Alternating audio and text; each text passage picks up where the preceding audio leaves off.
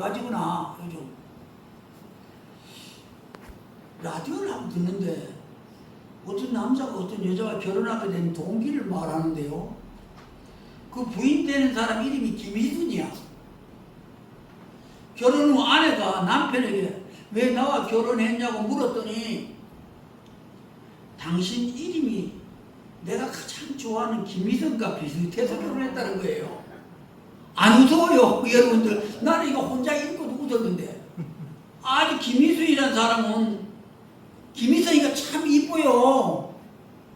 여러분 안 이뻐요? 이뻐요, 그죠?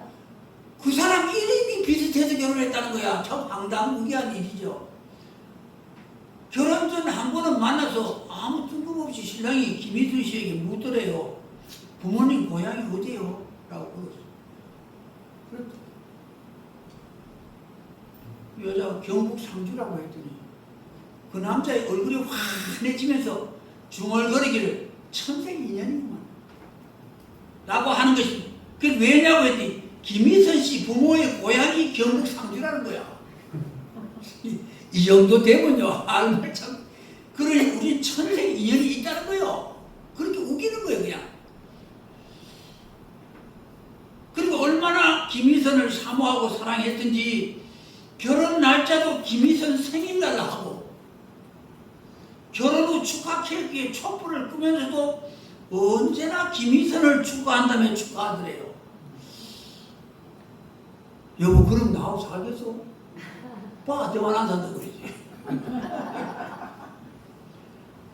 그리고 거기서 끝나지 않고 첫 아들을 낳았는데 그의 포부는 자기는 김희선과 결혼을 못했지만은 김희선의 딸을 낳았기 때문에 장차 사돈을 맺겠다는 꿈을 가지고 있다는 거야.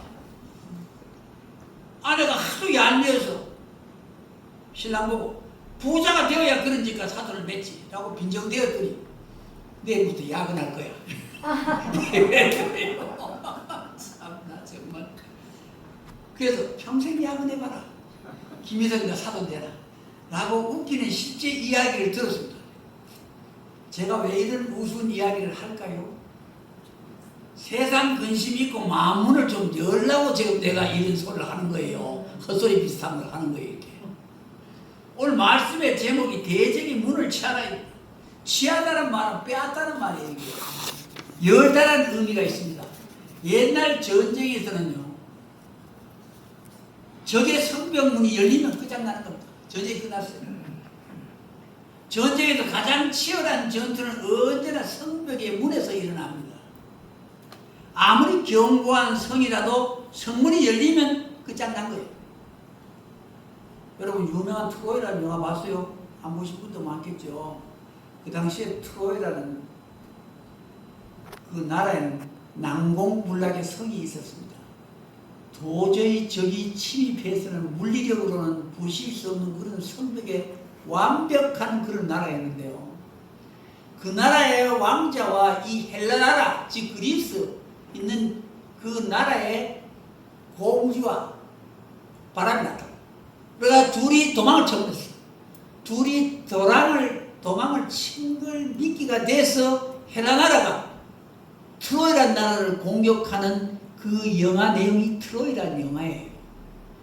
근데 결국 헬라의 그 무시무시한 대군들이, 그 당시 헬라라는 나라들은 도시국가였습니다. 아테네, 스파르타 같은 이런 도시국가였는데 결국 트로이를 점령하지 못했어요. 그래서 어떤 계략을 폈는가 하면은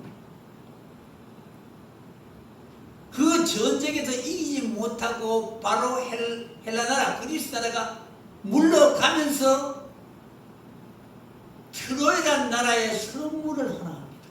그 선물이 무엇인가 하면 목마예요, 목마. 엄청나게 큰 목마를 바로 당신들 나라를 우리가 침공해서 우리가 침략하고 우리가 전쟁에 승리하지 못하고 우리가 물러가니 선물을 받으시라고 목마를 보냈어요. 이게 트로이라는 목마라는 거예요.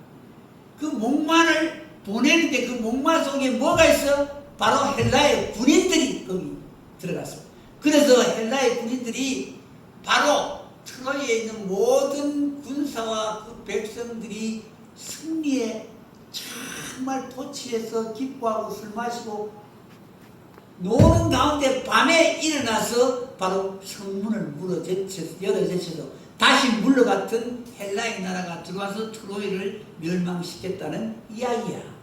그래서 대적의 문을 취하는 성문이 열리면 그 나라가 패했다는 것을 의미하면 됩니다. 자, 대적의 문을 취한다는 말은 대적을 무너뜨렸다는 말이거든요.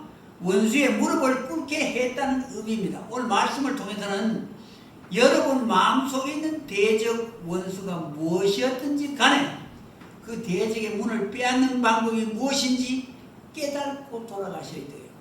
오늘 오후 말씀에서 여러분의 철천지 원수가 가난이라면 가난을 무너뜨리는 길이 어디에 있는지 알고 가야 돼요. 젊은이의 오매불망 소원이 사랑을 얻는 것이라면 사랑이 대적의 문일 것입니다. 여러분의 소망과 소원